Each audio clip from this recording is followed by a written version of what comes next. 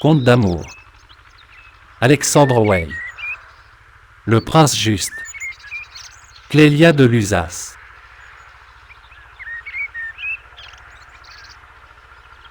Et moi, ma sœur, je te dis, qu'en épousant le comte de Chandor, tu ne peux rendre heureux qu'un homme. Tout au plus, une famille. Mais qu'en épousant le prince juste, tu peux contribuer au bonheur de tout un peuple. Tu peux fortifier ton noble époux dans ses principes de justice.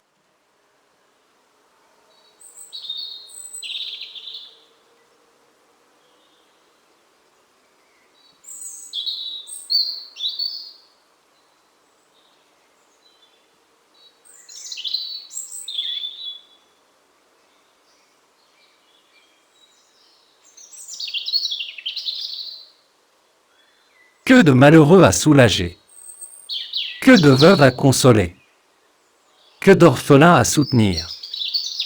Quelle tâche glorieuse et divine! Crois-tu donc, Clélia, que le comte de Chandor t'eût choisi, s'il était roi?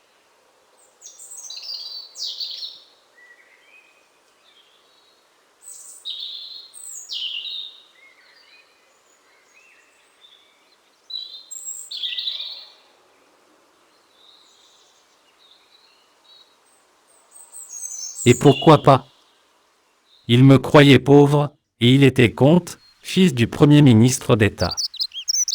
Il y a autant de distance entre le comte de Chandor et la fille de l'exilé qu'entre le prince juste et la fille du duc de Lusace.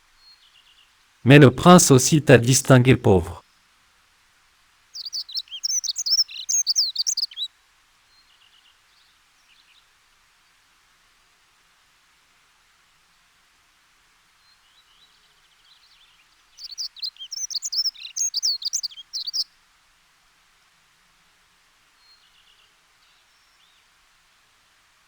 J'en doute. Il savait bien qui j'étais. Il tolérait notre père, parce qu'il avait des vues sur moi. Mais, à quoi bon te répondre? Je vois avec peine que le fils du duc de Lusace plaide la cause de l'infidélité et de la félonie. Les hommes sacrifient facilement l'honneur aux honneurs.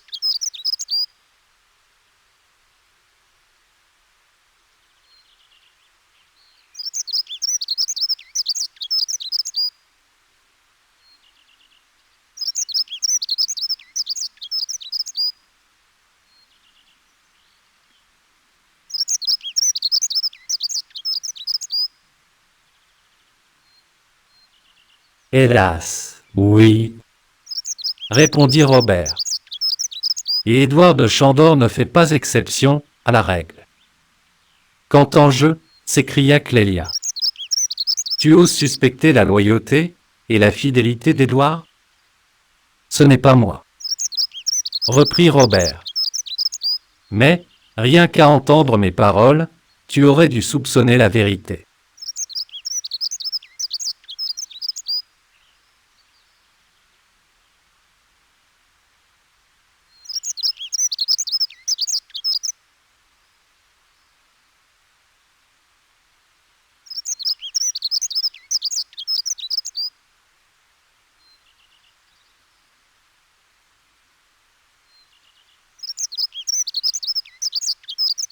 Tu as des raisons pour douter d'Édouard?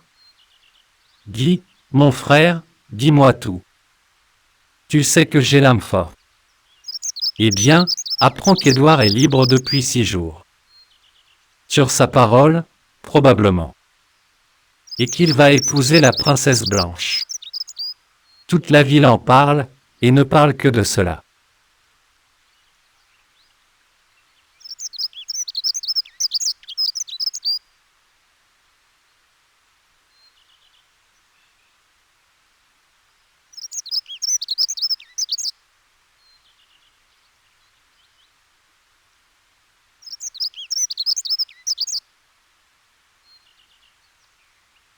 À ces mots, Clélia pâlit et chancela. Robert, courant vers elle, la soutint, la baisa sur le front et l'assit sur un siège en lui disant Ma chère amie, il n'y a dans ce monde qu'un seul homme, digne de toi, c'est le prince juste.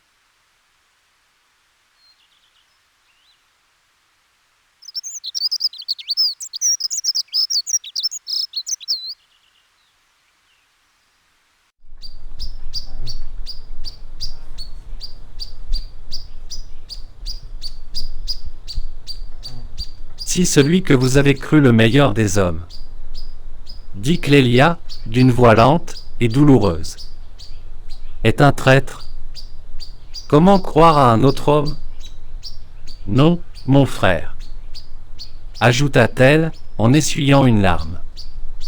La félonie d'Édouard de Chandor ne légitime en aucune manière la trahison de Clélia de Lusace.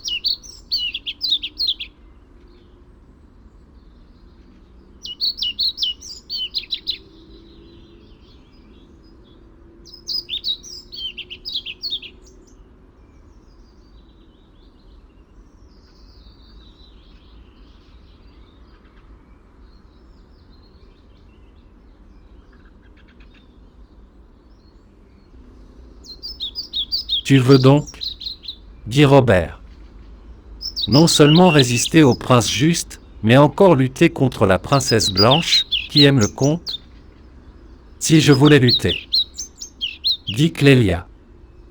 Je suis la fille du duc de Lusace, et ne crains ni les combats, ni les défaites. Mais, les luttes de ce genre sont au-dessous de ma dignité. Car, la victoire même, serait une honte. Là, où l'honneur me défend de vaincre, je saurais du moins mourir.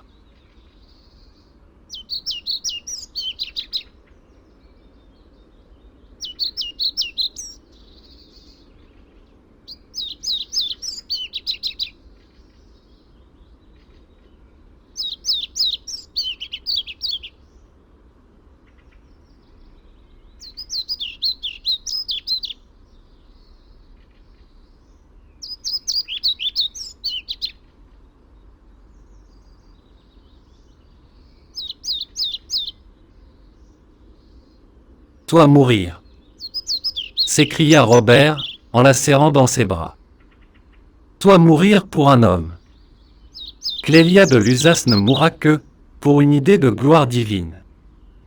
Clélia de Lusace, c'est mon cœur qui me le dit, mourra reine, adorée du peuple et bénie de Dieu.